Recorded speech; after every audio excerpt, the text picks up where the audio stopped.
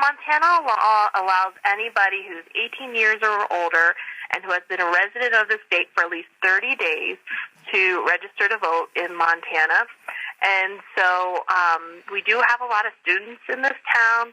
And, you know, I ran a little search earlier, and we have between the ages of 18 and 21, we have 5,500 registered voters within that age demographic, and 4,300 of those live within Missoula City. So I imagine there are a lot of students who actually reside in Missoula.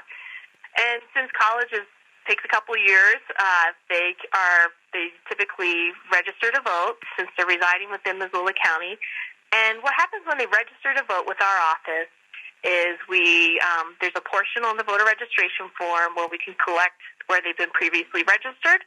So if they've been registered at another state before, we gather that information. And then that information is uploaded to the Secretary of State's office, who then communicates with those other states and say, hey, we have this voter.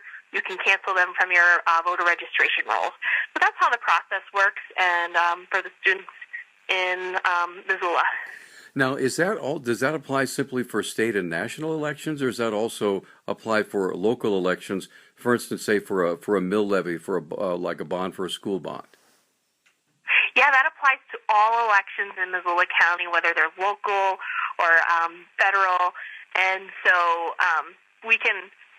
Anybody who meets those qualifications to register to vote, who's a citizen, 18 years or older, and has resided within Missoula County for at least 30 days, or at least the state for 30 days, they are eligible to register to vote. So how do you respond to, say, someone who's lived here all their lives and is paying their share of property taxes and that sort of thing, when someone comes in who doesn't pay property taxes, can vote on an issue that can then raise taxes for everybody else? Sure. If they want to see any kind of change in how a voter would be able to vote on ballot issues, they would have to make that change through the legislature. And so a student who is renting may see that reflected in their rent. We have some people who own property within Missoula that work for our office, and they have talked about putting a line item on their rent that shows what the property taxes are for that student and how that reflects in their rent. So if there's property owners out there that do rent to anyone in Missoula, that's something that they can do. But yeah, anybody who's eligible to vote can vote on any kind of, if it's a bond or a mill levy, they can surely participate in that. That's all I know. Okay, please go ahead.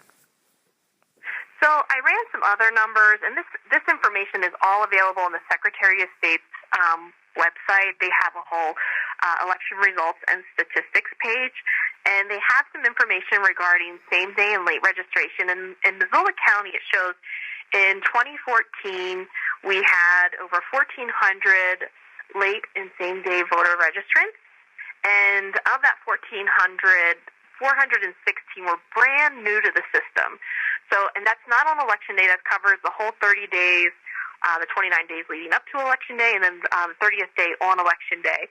But that's how many new people that were entered in the system, if that helps shed any light on the number of people who are brand new to the system.